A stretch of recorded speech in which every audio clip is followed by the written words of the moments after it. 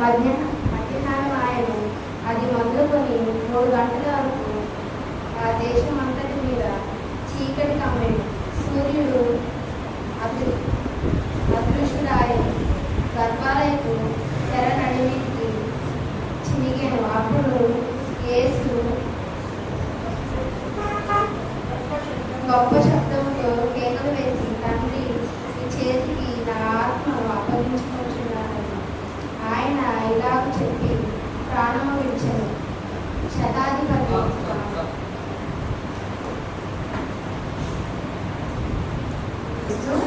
శిలువలో పలికిన చివరి మాట 7వ మాటగా మరి అప్పుడు రమారమి మధ్యాహ్నము ఆయను అది మొదలుకొని 3 గంటల వరకు ఆ దేశం అంతటి మీద ఏ కమ్ముకుందంటే చీకటి కమ్ముకుందంట. అంటే దాదాపుగా మరి మధ్యాహ్నం 12 గంటల నుండి 3 గంటల వరకు ఆ దేశం అంతా కూడా చిన్న చీకటి ఆవరించిందంట. 4వ మాట చదువుకున్నప్పుడే ఆ దేశంలో చీకటి కమ్మించి అని మనము చదువుకున్నాం. అంటే మరి 4వ మాట నుంచి కూడా యేసు ప్రభుల వారు ఎక్కడున్నారండి? చీకటిలోనే ఉన్నారు. మా మధ్యాహ్నం చీకటి అయిపోయిందండి. ఏంటి చెప్పండి? మధ్యాహ్నం మరి అక్కడ చీకటి అయిపోయింది. ఎన్ని గంటల వరకు అంట? 3 గంటల వరకు కూడా ఆ దేశం అంతా కూడా చీకటి కమ్మినట్లుగా చూస్తా ఉన్నాం. సూర్యుడు కూడా అదృష్టుడైపోయాడు కదండి. సూర్యుడు లేకపోతేనే వెలుగు ఉండదు. సూర్యుడు కనిపించడమే మానేస్తాడండి. ఆ సూర్యుడు కనిపించడం మానేశాడు. ఆ సూర్యుడు లేకపోవడం ద్వారా మొత్తము చిన్న చీకటిగా అయిపోయింది కదండి. గర్భాలయపు తెర నడిమికి చిరిగిపోయిందంట. ఏంటండి? పరిశుద్ధ మందిరంలో, యెరూషలేము మందిరంలో, పరిశుద్ధ మందిరమునకు అతి పరిశుద్ధ మందిరమునకు ఉన్న అడ్డు తెర, దాన్నే గర్భాలయపు తెర అంటారు.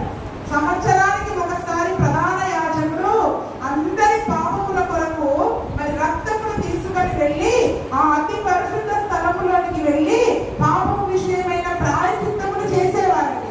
ప్రధాన యాజకుడు తప్ప ఎవ్వరు కూడా ఆ అడ్డు తెర లోపలికి వెళ్ళడానికి వీలేదు.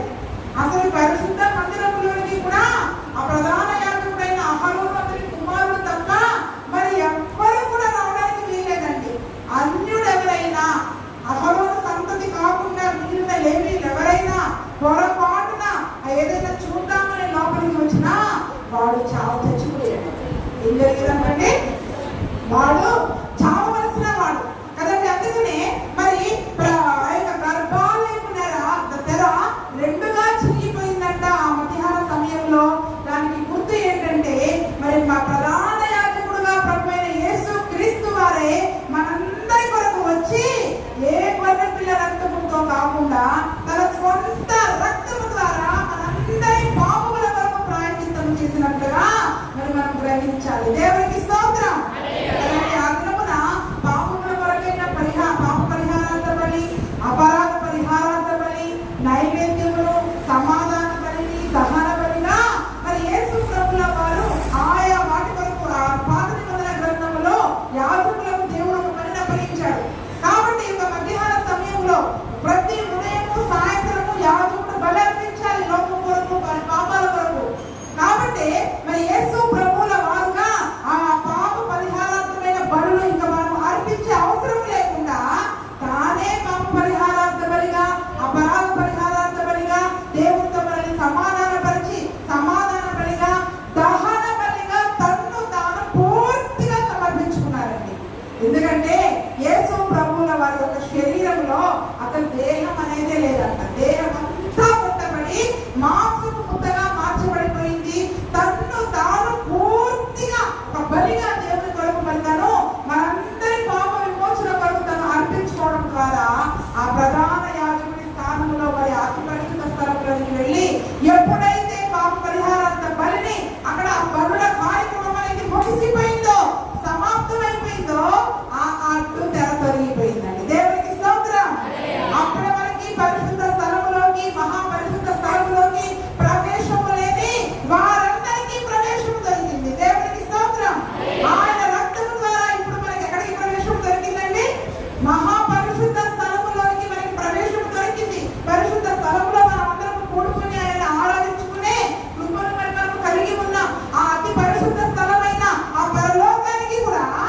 ఈరోజు మనందరినీ కూడా దేవుడు ఏం చేశాడండి? వారసులుగా చేసేసాడు. కాబట్టి అడ్డుగోడ తొలగిపోయింది. దేవునికి మానవునికి ఉన్న అడ్డుగోడ తొలగిపోయింది. గర్భాలయం తెర నడిమికి చినిగిపోయింది. ఏ అడ్డు లేదండి. ఇప్పుడు దేవునికి మనకి మధ్యలో ఏ అడ్డు లేదు. పాపం అనే అడ్డు లేదు, శాపం అనే అడ్డు లేదు, మన అతిక్రమాలు అనే అడ్డు లేదు. ఏ అడ్డు లేకుండా దేవుడు దాన్ని చించివేసి ముఖాముఖిగా ఆయన చూసే కృపనిచ్చాడు కదండి. ఆ రోజు ప్రధాన యాజకుడు ఏమని దేవుడితో మాట్లాడి బయలుదేరించి దేవుడు ఏం చెప్తున్నాడో వచ్చి ప్రజలు చెప్పేవాడు. కానీ ఇప్పుడంటే మనమందరం తండ్రి అని ఆయన పిలిచి ఆయనతో మాట్లాడే కృపనిచ్చాడు. ఆయన స్వరాన్ని మీద కృపనిచ్చాడు. ఆయన ముఖాముఖిగా దర్శించే గొప్ప కృపను మనకి దయచేశాడు. ఇప్పుడు మా దగ్గరికి వస్తేనే యేసు ప్రభుతో మాట్లాడతారా? మీరు ఎక్కడ ఉండి యేసయ్యను పిలిచినా ఏం చేస్తారండి? పిలిస్తే ఆయన పలికే దేవుడు. మన పేరు పెట్టి మనల్ని ఆయన పిలిచే దేవుడు. కాబట్టి ఆ దేవునికి మనకి ఏ అడ్డు లేకుండా ప్రతి విధమైన అడ్డుకోవడం అక్కడ తొలగిపోయినట్లుగా చూస్తా ఉన్నాం. ఇంకా ఏం జరిగిందంట? మరి గర్భాలయం తెర చిరిగిపోయింది. అప్పుడు యేసు గొప్ప శబ్దంతో కేక వేసి, ఎందుకంటే ఆయన వచ్చిన పని సమాప్తమైపోయింది. మొదల కార్యక్రమం కూడా అయిపోయింది. మన కొరకు రక్తం చిందించి ప్రతి పాపము నుండి, శాపము నుండి, బలహీనతల నుండి, రోగముల నుండి, ఏ సమస్యల చేత మనం బాధపడుతూ ఉన్నామో ప్రతి వాటిని సిలువ పైన మోసి ఏం చేసేసారండి? వాటన్నిటి నుండి మనకి విడుదల దయచేశారు. గొప్ప శబ్దంతో కేక వేస్తున్నారంట. అంటే గొప్ప శబ్దంతో అంటే ఒక రకంగా సంతోషంతో జయధ్వనితో కేకలేస్తున్నారు. ఏ పని వరకైతే దేవుడు నన్ను పంపాడో ఆ పనిని గురించి నా ఆత్మను నా తండ్రికి నేను అప్పగించుకొనిచున్నాను. గొప్ప శబ్దంతో జయధ్వని కేకవేస్తా ఉన్నాడంట. ఏంటండి? జయధ్వని. జయం పొందుకున్నాడు. అపవాది యొక్క తలను సిలువను చిన్నగా కొట్టి వేసేసేసి అపవాది నా కోరను దేవుడు పీకి వేసి ఇంకా అపవాది యొక్క కార్యను రాయపరిచి ఇంకా అది మన పైన ప్రభుత్వం చేయకుండా, ఏలుబడి చేయకుండా, దాని యొక్క అధికారం మన మీద చలాయించకుండా మనల్ని విడుదల చేశాడు. దేవునికి స్తోత్రం. అపవాది క్రియలను రాయపరచుటకే యేసు ప్రభుల వారి లోకానికి వచ్చారని కూడా వాక్యంలో ఉంది. కాబట్టి ఇప్పుడు యేసు ప్రభు సిలువలో గొప్ప శబ్దంతో ఎందుకు కేకేశారంటే ఇంకా మీద నుండి అపవాది మన పైన ప్రభుత్వం చేయడానికి దానికి అధికారం లేదు. ఏం లేదండి? దానికి అధికారం లేదండి. ఇప్పుడు దానికి యేసు ప్రభు తన యొక్క తలను సిలువలో చిన్నకొట్టేశారు. మనకు దానిపైన అధికారం ఇచ్చారు. దేవునికి స్తోత్రం. మనకు దానిపైన అధికారం ఇచ్చారు. ఇప్పుడు దేనిపైన అధికారం ఉంది? ప్రతి విధమైన రోగం పైన అధికారం ఉంది. ఇప్పుడు మనకి మన బలహీనతల పైన అధికారాన్ని దేవుడు ఇచ్చాడు. మన పాపముల పైన, శాపముల మీద యేసు ప్రభువు వారన్నీ విడుదల దయచేసి ఆ అపవాది పైన మనకు అధికారాన్ని ఇచ్చాడు. అందుకని ఇదిగో పాపలను తేగలను త్రొక్కడకు నేను మీకు అధికారం ఇచ్చి ఉన్నాను. నీవు భుజంగములను త్రొక్కుదువు, నాలుగు పాపలను త్రొక్కుదువు, అవి ఏవి నీకు ఎంత మాత్రము హాని చేయవండి. కానీ ఈరోజు ఎంత గొప్ప ధరలు తెలుసా? అంతవరకు అపవాది యొక్క అధికారంలో ఉన్న మనల్ని దేవుడు ఏం చేశాడు? దాని అధికారంలో పడగొ చేసేసి మనకి దానిపైన అధికారం ఇచ్చాడు. దేవునికి స్తోత్రం. కాబట్టి ఇంకా మనకు దేనికి భయపడవలసిన అవసరం లేదు. ఏ రోగానికి భయపడవలసిన అవసరము లేదు. ఏ మరణానికి భయపడవలసిన అవసరము లేదు. కాబట్టి గొప్ప శబ్దంతో కేక వేసి ఇంకా అపవాది యొక్క పని అధికారము లైన్ అయిపోయింది అని గొప్ప శబ్దంతో కేక వేసి తన ఆత్మను దేవునికి అప్పగించుకున్నాడు. ఏం చేశారంటే తన ఆత్మను దేవునికి అప్పగించుకున్నారంట. ఆ సమయంలో జరిగిందే ఇదంతా కూడా. సూర్యుడు అదృశ్యుడైపోయాడు. గర్భాలయం తెర నడిమికి చిరిగిపోయిందంట. మత్తయి సువార్తలో చూడండి ఆ యొక్క వాక్యం ఎంత చక్కగా రాయబడి ఉందో. మత్తయి సువార్త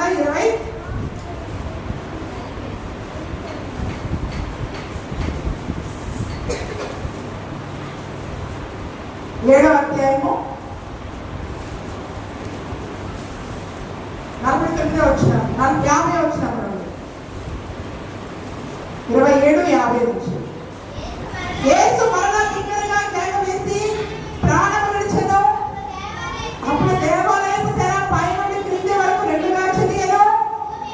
భూమి వణకెను, బండలు బద్దలాయెను, సమాధులు తెరవబడెను. నిద్రించిన అనేక మంది పరిశుద్ధుల శరీరములు లేచెను. వారు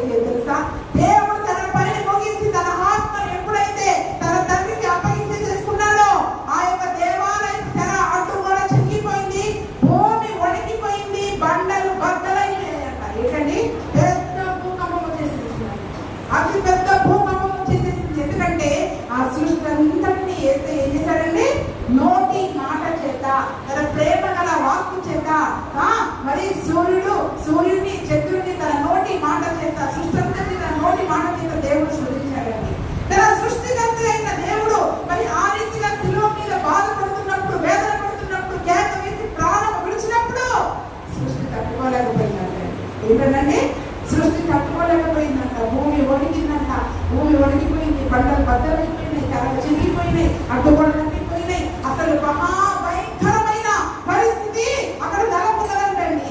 ఎందుకంటే అయ్యో నా సృష్టికర్త అయిన దేవుడు మరి మహారక్షణ కొరకు ఏ పాప భారాన్ని ఏదైతే మోస్తున్నాడో ఈ భూమి మరి మన కొరకు మోస్తా ఉందో ఈ మనుషుల కొరకు మరి అతన్ని ప్రాణం పెట్టాడు అని సృష్టి కూడా తట్టుకోలేకపోయిందంటండి. సృష్టి కూడా ఏడుస్తుంది, సృష్టి కూడా కంపిస్తుంది, తన హృదయం కూడా బద్దలైపోయిందంటండి.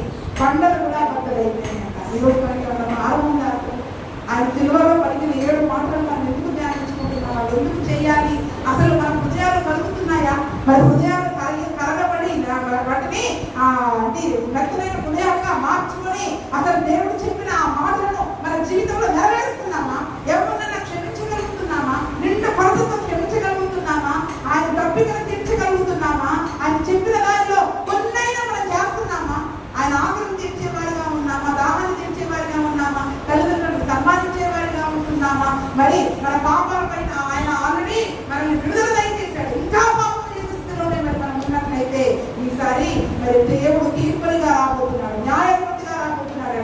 ఈ మొదటిసారి ప్రేమామడిగా వచ్చాడు, కరుణామడిగా వచ్చాడు.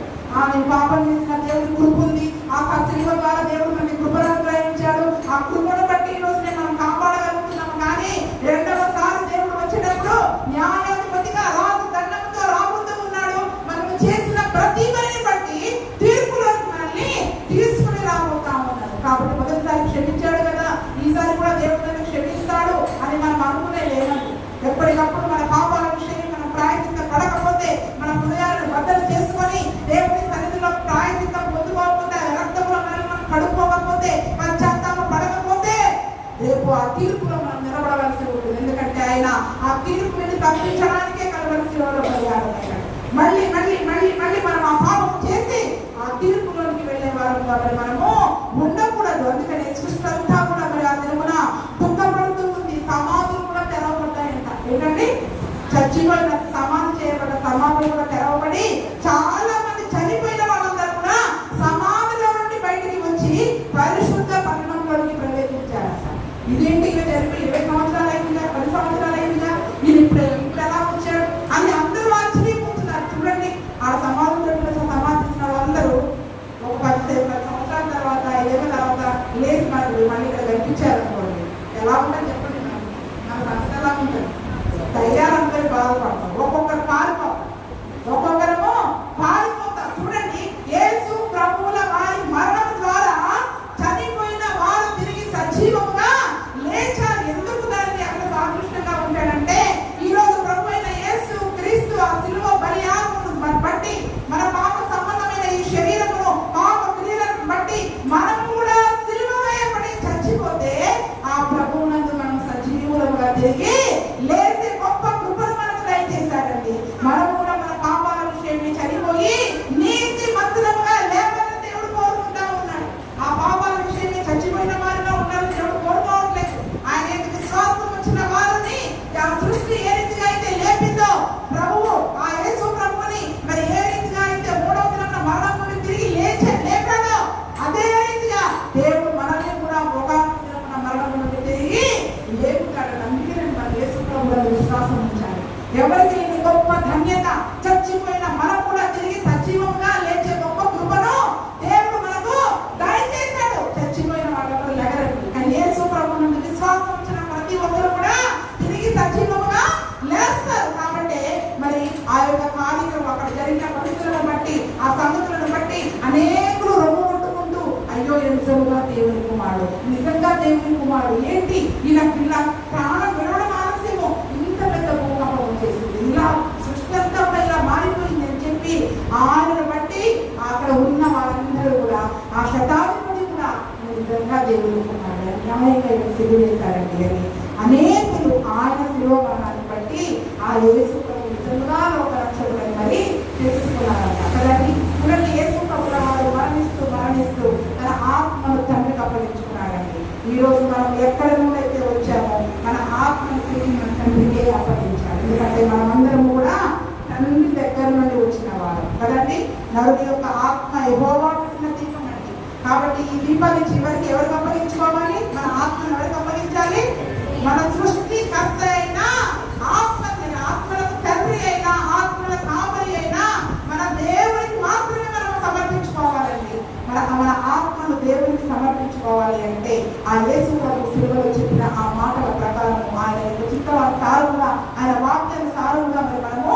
జీవించాలి కదండి. మరి చాలా మంది ఆత్మలను అపవాదం పట్టుకెళ్ళిపోయిందండి.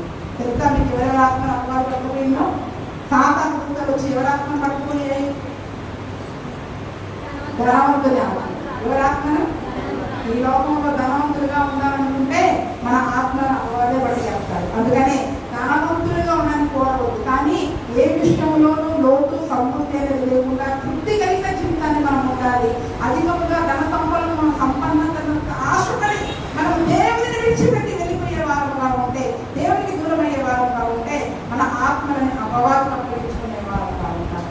అంతేకాకుండా దేవుడి చిత్తానుసారంగా చాలా మంది పరిస్థితులను బట్టి ఆత్మహత్యలు చేసుకుంటా ఉంటారు. ఆత్మహత్యలు చేసుకున్న వారి ఆత్మలు కూడా నరకానికి కలుగుతాయి. ఏంటంటే అటువంటి ఆలోచనలు కలిగించేది కూడా అపవాది. కాబట్టి మరి ఎటువంటి పరిస్థితి అయినా అయ్యో నాకు దేవుడు ఇచ్చిన ఆత్మ, ఈ ఆత్మను నేను నరకానికి పంపించకూడదు, నా దేవుడికి నేను అప్పగించుకోవాలి అని ప్రతి పరిస్థితిలో ఆయన సిలువలో పొందిన గొప్ప విజయమును బట్టి మనము కూడా ఈ లోకంలో ఆ యొక్క విశ్వాసమును బట్టి ప్రతి సమస్యమైన జయమును పొందుకుంటూ మన ఆత్మను కాపాడుకుంటూ మన సృష్టికర్త అయిన దేవుడికి అప్పగించుకోవాలి. మన మరణ సమయాన్ని స్థితిని కూడా చనిపోతూ అయ్యా నా ఆత్మను నీకు అప్పగించుకుంటున్నాడు. సకలి తన ఆత్మను దేవుడికి అప్పగించుకున్నాడండి. ఆ పరలోకంలో దేవుని కూడా పార్శ్వంగా నిలబడడం చూస్తూ ఉన్నాడు. దేవుడు కూడా నిలబడి కూర్చున్న వాళ్ళ నిలబడి స్టెఫెనీ యొక్క ఆత్మను తీసుకోవడానికి అక్కడ నిలబడి సిద్ధంగా ఉన్నాడు. ఇక్కడ రాళ్ళు తీసుకొట్టి చంపుతా ఉన్నారు, కానీ స్టెఫెనీ దర్శనంలో వస్తున్నాడు. యేసు ప్రభు నిలబడి నా ఆత్మను తీసుకోవడానికి ఆయన సిద్ధంగా ఉన్నాడు, నన్ను తన ఆత్మను చేర్చుకోవడానికి సిద్ధంగా ఉన్నాడు. కాబట్టి ఈరోజు మన ఆత్మని తండ్రికి అప్పగించుకుంటే ఆ తండ్రితో పాటు ఆనంద దేశంలో, సంతోషకరమైన దేశంలో, ఆ యొక్క పరలోక రాజ్యంలో యుగ యుగములు దేవునితో కూడా నా నిత్యానందంలో మనం ఉండే కృపను మనకు దయచేస్తాడండి. కాబట్టి సమస్యలను బట్టి ఆత్మహత్యలు చేసుకున్న ధనవంతులుగా ఉండాలని దేవుని చిత్తానికి వ్యతిరేకముగా మనము అపవాదికి బానిసలుగా ఉండి అపవాది పంతాలలో పడిపోయే వారిగా ఉంటే మన ఆత్మను అపవాదికి అప్పగించుకునే వారుగా మనం ఉంటారు. కాబట్టి చివరిగా ఆయన తన ఆత్మను కూడా తండ్రికే అప్పగించుకున్నాడు. కాబట్టి ఈ రోజు కూడా మనం అందరం ఎవరికి అప్పగించుకోవాలి? మన ఆత్మను నమ్మకమైన తండ్రి, మన ఆత్మను కొరమైన ప్రాణం పెట్టిన తండ్రికే ఈ రోజు మన ఆత్మను అప్పగించుకోవాలి. కానీ ఎవరికి కూడా మరి అప్పగించుకోవడానికి వీలు లేదు. చూడండి, ఆ భూకంపం వచ్చినప్పుడు అనేకులు చాలా మంది పారిపోయారు. బాబు ఇంకా అంతా అయిపోయింది, చనిపోయాడు అని అందరూ పారిపోయే గుంపులో ఉన్నారు. చాలా మంది పారిపోతున్నారట. కానీ యేసు ప్రభు దగ్గర ఆ స్త్రీలు మాత్రం అక్కడే నిలబడి ఉన్నారంటండి. చూసారు, అక్కడే ఉందా ఆ మాట? 27వ వచనం, 55వ వచనంలో చూడండి. 54 నుంచి శతాధిపతులు ఆయనతో కూడా యేసును కావలి ఉన్న వారును భూకంపములో జరిగిన కార్యములన్నిటినీ చూచి మిక్కిలి భయపడి నిజముగా ఆయన దేవుని కుమారుడని చెప్పుకొని యేసును ఉపచారం చేయించు గలిలయలోకి ఆయన వెంబడించిన అనేక మంది స్త్రీలు అక్కడ దూరం నుండి కూర్చుండేది. వారిలో మగ్దలేనే మరియు యాకోబు, యోసే అన్నవారి తల్లి అయిన మరియు జబదయి కుమారుల తల్లి ఉండేది. చూడండి, అందరూ పారిపోయారు. అక్కడ జరిగిన భూకంపాన్ని బట్టి, వాతావరణాన్ని బట్టి ఏమైంది? అయిపోయింది. 3 అయిపోయింది, ప్రార్థన అయిపోయింది, ఒకరు చనిపోయారు. కూర్చున్న 10 మందిలో 5-7 మంది మాయమైపోయారు. బయట ఉన్నారా? ఇక్కడ కూర్చున్న వాళ్ళలో మగపిల్లలందరూ బయట ఉన్నారా? వెళ్ళిపోయారు. అక్కడ వెళ్ళిపోయినట్టు మీరు కూడా వెళ్ళిపోయారు. అక్కడ స్త్రీలే ఉన్నారు, ఇక్కడ స్త్రీలే ఉన్నారు. ఎవరు వెళ్ళారు చెప్పండి? అక్కడ స్త్రీలు వెళ్ళారు. ఒకసారి చెప్పండి. దేవునికి స్తోత్రం. మరి చూడండి, ఇంకా ఒక్క క్షణమైన ఆ స్త్రీలు దేవుడిని విడిచిపెట్టలేదండి. ఇక వాళ్ళు చూసుకుంటారు లేదు, మీరు ఇలాంటి మనకి దయచేసి వాళ్ళు చూసుకుంటున్నారుగా, వాళ్ళు వెళ్తున్నారుగా ప్రార్థనలు, కానీ ఆ గుంపులో మనం ఉండొద్దండి. అయ్యా నేను కూడా అటువంటి గుంపులో ఉండాలి. ఒక క్షణమైన రాత్రి నుండి ఆయన సమాధి వేసే వరకు కూడా ఆ శిష్యులు అక్కడే ఉన్నారంట. ఇంకా చూడండి, అక్కడ తర్వాత అరిమతయి యోసేపు వచ్చి ఆ యొక్క యేసు ప్రభువుని సమాధిలో పెట్టడానికి ఆ యొక్క దేహాన్ని అడిగారంట. మరి నిజంగా అసలు చనిపోయారా లేదా అని మరి సైనికులు, శతాధిపతి కూడా సైనికులకి ఆజ్ఞయించినప్పుడు ఆ శతాధిపతి మనమందరం వెళ్ళిపోతున్నాం, ఎంతసేపు ఉంటాం, భూకంపం వచ్చేసింది, పరిస్థితులు ఊళ్ళో అంత బాగలేవు, మరి చీకటి అయిపోయింది, ఇంకా ఎంతసేపు ఉంటామని వెళుతూ ఈ అక్కడ ఉన్న సైనికులు ఏం చేశారంట? ఆ యొక్క దొంగల కాళ్ళని విరగొట్టేశారు. ఏం చేశారంటండి? దొంగల 2 కాళ్ళని విరగొట్టేసేసారంటండి. కానీ యేసు ప్రభు దగ్గర వచ్చి మాత్రం ఆయన కాళ్ళని విరగొట్టకుండా పక్కలో బల్లి కొడుతూ వచ్చారు. ఏంటండి? పక్క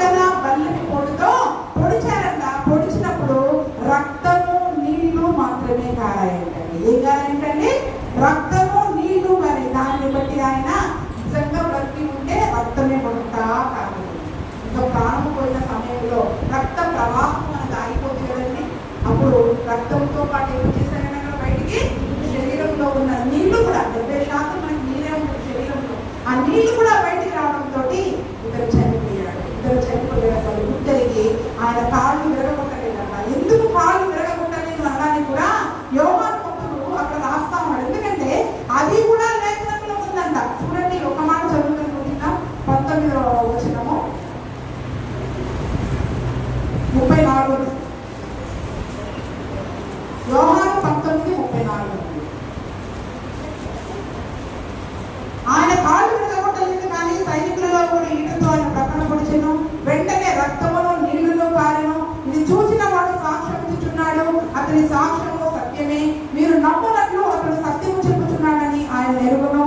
అతని ఎముకలలో ఒకటైనను విరగబడదు అని లేఖనము నెరవేరినట్లు ఇది జరిగెను. మరియు తాము పొడిచిన వాని తట్టు చూస్తూ అని మరి ఒక లేఖనము చెప్పుచున్నది. 2 లేఖనాల నెరవేర్పడం జరిగిందండి. యేసు ప్రభు యొక్క శిలువ మరణమే లేఖనాలు నెరవేర్పడింది. మన కొరకు అన్ని బరులను కలువరి శిలువలో ఆయన అర్పించేసేసారు. మన పాప శిక్షణ పొందారు, మన శాపము పొందించి ఆ చెడులను తాగారు. అంతేకాకుండా ఆ చెడు చెడులను తాగాలనే లేఖనము నెరవేరింది. ఇంకా ఆయన ఎముకలలో ఒక్కటి కూడా ఇరవబడకూడదనే లేఖనము ప్రవచనం నెరవేరాలి. అందుకే యేసు ప్రభు కాళ్ళని వాడు విరగబట్టకుండా పక్కలో పోటు పొడిచారంట. అంతేకాకుండా ఇంకేం ప్రవచనం అంట, తాము పొడిచిన వాడిని తట్టు వారు చూస్తారు. ఆ ఒక శతాధిపతి అంట మరి ఆ యొక్క పళ్ళెం కోడితో పొడిచినప్పుడు అంట ఆ యొక్క రక్తము నీళ్లు అంట చిమ్మి ఆయన కళ్ళలో పడ్డాయండి. ఏంటండి, ఆయన కళ్ళలో పడ్డాయండి. నిజంగా జరిగిన సంగతేనంట. ఎవరైతే పొడిచారో అక్కడ ఉన్న శతాధిపతి, ఆ యొక్క శతాధిపతి యొక్క కళ్ళల్లో ఆ యొక్క యేసు ప్రభుల వారి యొక్క రక్తము నీళ్లు చిమ్మి ఒక్కసారిగా ఇట్లా పళ్ళెం కోడితో పొడవగానే చిమ్మి ఆయన ముఖము మీద కళ్ళల్లో పడేసరికి అప్పటి వరకు ఆయన కంటి జబ్బుతో బాధపడేవారంట. అప్పుడు ఎప్పుడైతే ఆ యేసయ్య రక్తము నీళ్లు ఆయన కంట్లో పడ్డాయో సంపూర్ణ స్వస్థుడై అప్పటికప్పుడు ఆయన చక్కటి కంటి చూపు వచ్చిందంట. దేవుడికి స్తోత్రం. కంటి చూపు కూడా పోయింది. దానిని బట్టి ఇద్దరు నిజంగా దేవుని కుమారుడు. నిజంగా ఇంత అద్భుతమైన స్వస్థత, రక్తంలో స్వస్థత. ఇలా పొడిస్తే ఆయన నుండి కారిన నీళ్లు ఆ రక్తం కారణకు స్వస్థత దొరికింది. నిజంగా దైవ కుమారుడు అని ఆ వ్యక్తి విశ్వాసం నుంచి తరువాత యేసు ప్రభు కొరకు అనేక గొప్ప పరిచయం చేసినట్లుగా కూడా ఉన్నాయి. పేరు కూడా ఉంటుంది, పరిచయ వివరాలు కూడా ఉన్నాయి. మనం అవన్నీ ధ్యానించుకోవాలంటే మనకి ఎన్ని రోజులు ధ్యానించుకోవాలండి, చాలా సమయం పడతా ఉంది కదండి.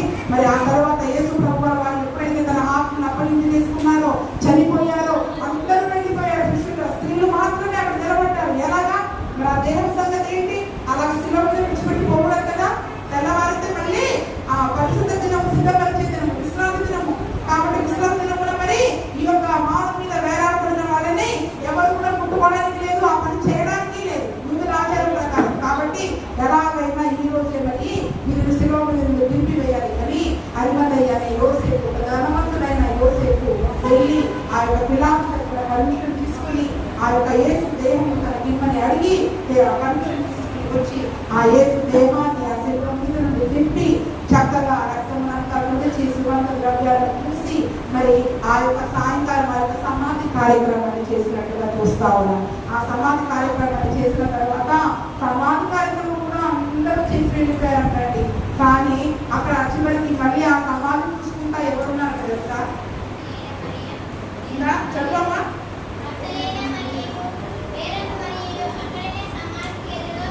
చూసారండి, అందరూ సమాధి వెళ్ళిపోయారు. కానీ ఆ సమాధి దగ్గర నుండి కూడా ఆ స్త్రీలు కదలట్లేదండి. మగ్దలేని మరియలు, వేరొక మరియలు, చాలా 5 రకాల మరియలు ఉన్నారు. కాబట్టి ఆ మరియలందరూ కూడా అక్కడే నిలబడి ఎంతగా ప్రేమించారు కదండి యేసయ్య. ఈ రోజు మనకి ఒక్కరోజు 11 గంటల నుండి 4 గంటలకి ఇక్కడ కూర్చోడానికి మనకి ఎంత బాధైతుంది. మరి వాళ్ళు రాత్రి మొదలుకొని యేసు ప్రభు కూడా తిరుగుతూ యెరూషలేము వీధులలో నడుస్తూ ఆ ఎండలో తిరుగుతూ ఆయనతో పాటు నడుస్తున్నారు, తిరుగుతున్నారు, ఆయన వెంబడించారు. సిలువ దగ్గర నిలబడే ఉన్నారండి. అని అంటే ఏంటండి, కూర్చున్నట్టున్నారా? నిలబడే ఉన్నారంట. సిలువ దగ్గర నిలబడ్డారంట. వాళ్ళందరూ కూడా వారి ఒక్క క్షణమైనా యేసయ్యను విడిచిపెట్టలేదు. ఒక్క క్షణమైనా యేసయ్యను విడిచిపెట్టి ఇంటికి వెళ్ళి అన్నం వస్తాను, ఇంటికి వెళ్ళి టీగా వస్తా, ఇంటికి వెళ్ళి పనులు చేసుకొని వస్తా అనలేదండి. అందరూ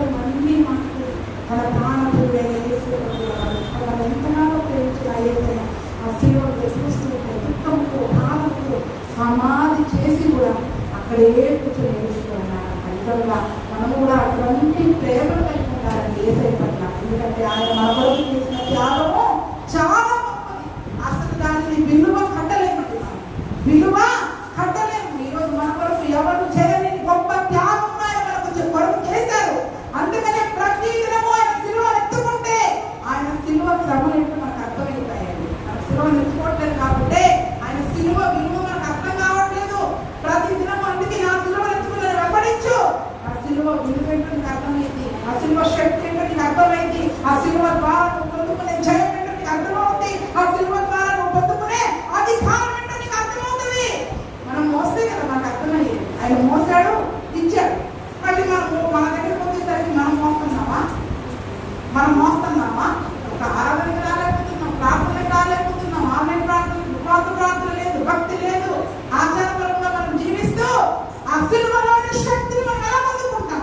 ఆ సిలువలో ఆయన ఇచ్చిన విజయాన్ని మనం ఎలా పొందుకుంటాం?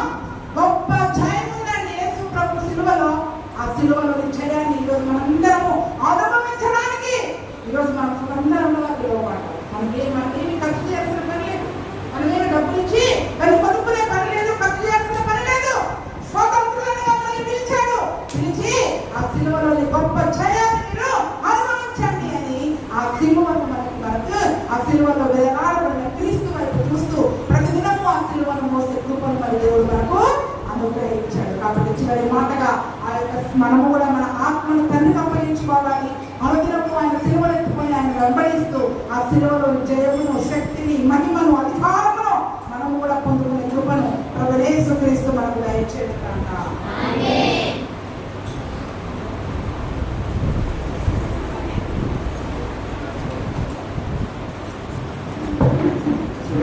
ప్రార్థన చేద్దాం.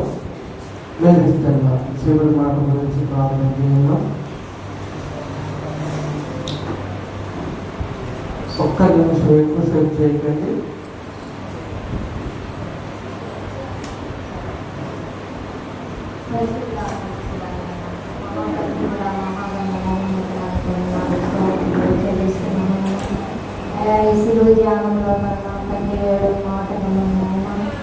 అయ్యా మాతో మాట్లాడి దేవాన్ని పొందినాను. తల్లికి మాటలు